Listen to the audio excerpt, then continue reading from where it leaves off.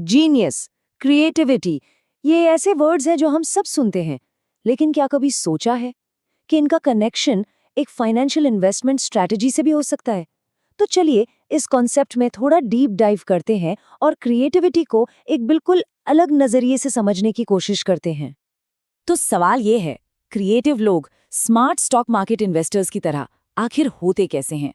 सुनने में थोड़ा अजीब जरूर लगता है, लेकिन इन दोनों में एक बहुत ही गहरी, एक बहुत ही इंटरेस्टिंग ऐसी सांझ है, और यही सांझ क्रिएटिविटी की एक बहुत पावरफुल थ्योरी का बेस है।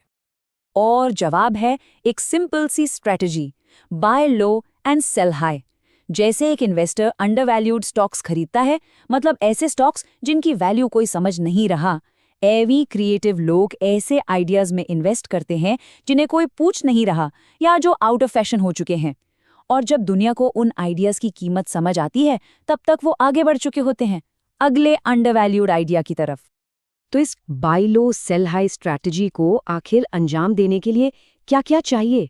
रॉबर्ट स्टनबर्ग की थ्योरी कहती है कि इसके लिए एक क्रिएटिव पोर्टफोलियो तैयार करना पड़ता है, जिसमें 6 जरूरी रिसोर्सेज या एसेट्स होते हैं। जी हाँ, टोटल 6। ये 6 रिसोर्सेज जब एक साथ आते तभी कोई इंसान ट्रूली क्रिएटिव बन पाता है। चलिए एक एक करके इन एसेट्स को समझते हैं जो एक क्रिएटिव पोर्टफोलियो को सॉलिड बनाते हैं। सबसे पहला एसेट है इंटेलेक्चुअल स्किल्स, और इसमें सबसे इंटरेस्टिंग बात यह है कि ये सिर्फ नए आइडिया सोचने तक लिमिटेड नहीं है। इसके एक्चुअली 3 हिस्से हैं। पहला, प्रॉब्लम्स को नए तरीके से देखना। दूसरा, ये पहचानना कि कौन सा आइडिया आगे ले जाने लायक है, और फिर उस आइडिया को दूसरों को बेचना, यानी उन्हें कन्विंस करना। चलिए इसको थोड़ा और डिटेल में देखते हैं। सिंथेटिक स्किल आसान भाषा में आउट ऑफ द बॉक्स सोचने में हेल्प करती है। इसके बाद आती है एनालिटिक स्किल, जो एक क्वालिटी चेक जैसी है। ये अच्छे आइडियाज को बेकार आइडियाज से अलग करती है। और आखिर में प्रैक्टिकल स्किल, जिसके बिना एक ब्रिलियंट आइडिया भी बस एक डायरी में ही बंद रह जाएगा। सही मायने में क्रिएटिविटी इन तीनों के बैलेंस से ही आती है। दूसरा रिसोर्स है नॉलेज, और ये ना एक दो-धारी तलवार जैसा है। किसी फील्ड में आगे बढ़ने के लिए उसके बारे में नॉलेज होना तो जरूरी है, लेकिन अगर किसी को बहुत ज्यादा पता हो तो वो पुराने धर्रे में ही फंस के रह सकता है। तो यहाँ पर बैलेंस बहुत जरूरी है। इतना जानो कि आगे बढ़ सको, पर इतना भी नहीं कि उस नॉलेज के कैदी बन जाओ। तीसरा एसेट है थिंकिंग स्टाइल्स। इसमें सबसे इंपॉर्टेंट है एक लेजिस्लेटिव स्टाइल। अब इसका क्या मतलब है? सिंपल सा मतलब है नए नियम बनाने और चीजों को अपने तरीके से करने को प्रेफर करना। साथ ही बिग पिक्चर यानी ग्लोबल व्यू और डिटेल्स यानी लोकल व्यू दोनों देखने की काबिलियत होनी चाहिए। चौथा रिसोर्स है पर्सनैलिटी। एक क्रिएटिव इन्वेस्टर की तरह इसके लिए मुश्किलों से लड़ने का जज्बा, एक सेंसिबल रिस्क लेने की हिम्मत और एम्बिग्विटी यानी अनिश्चितता को सहन करने की शक्ति होनी चाहिए। और हाँ, सबसे जरूरी, भीड़ से अलग खड़े होने का साहस। आखिर बाय लो का मतलब ही तो ये है कि उस चीज में विश्वास रखो जिसे पूरी भीड़ नकार रही है। पांचवा एसेट, और शायद सबसे जरूरी, है मोटिवेशन। ये मोटिवेशन इंट्रिंसिक यानी अंदर से आना चाहिए।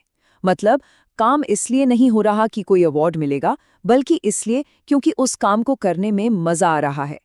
जब पैशन होता है तभी सबसे बेहतरीन क्रिएटिव काम निकलकर सामने आता है।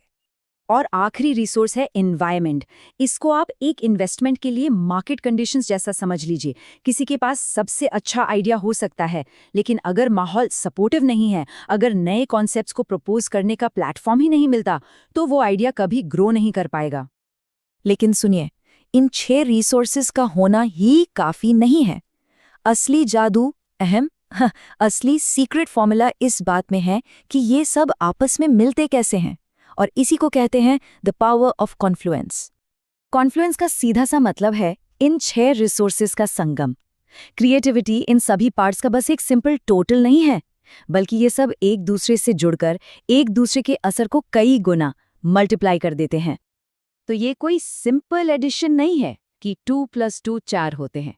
इन रिसोर्सेज का आपस में इंटरैक्शन एक मल्टीप्लिकेशन इफेक्ट पैदा करता है। मतलब यहाँ 2G × 2 4 या उससे भी ज्यादा हो सकता है। तो आखिर ये कॉन्फ्लुएंस काम कैसे करता है? इसके 3 मुख्य तरीके हैं। पहला, थ्रेशोल्ड्स। कुछ रिसोर्सेज जैसे नॉलेज का एक मिनिमम लेवल तो होना ही चाहिए। दूसरा कॉम्पेंसेशन। अगर एक एरिया कमजोर है, जैसे एनवायरनमेंट सपोर्टिव नहीं है, तो दूसरे एरिया की स्ट्रेंथ, जैसे हाई मोटिवेशन, उसकी कमी को कुछ हद तक पूरा कर सकती है। और तीसरा इंटरैक्शंस। जब कई एरियाज में हाई लेवल्स होते हैं तो वो आपस में मिलकर क्रिएटिविटी को एक्सपोनेंशियली यानी कि जबरदस्त तरीके से बढ़ा देते हैं। तो इस पूरी चर्चा से हमारे लिए टेक अवे क्या है? ये जो इन्वेस्टमेंट थियरी है, इसे हम अपनी लाइफ में आखिर यूज कैसे कर सकते हैं? सबसे जरूरी बात यह है कि क्रिएटिविटी कोई पैदाइशी गुण नहीं है, ये एक फैसला है। आइडियाज की दुनिया में बाय लो और सेल हाई करने का फैसला, इन 6 जरूरी रिसोर्सेज को डेवलप और इस्तेमाल करने का फैसला।